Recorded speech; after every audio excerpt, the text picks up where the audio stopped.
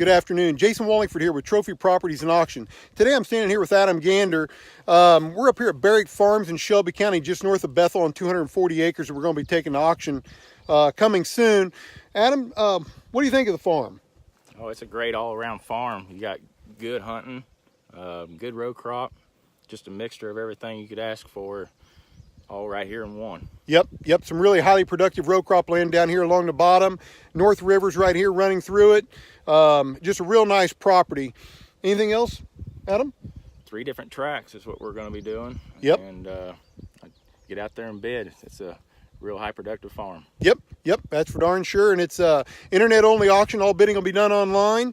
And check out trophypropertiesandauction.com for more details. Again, that's trophypa.com, www.trophypa.com. Thanks a lot.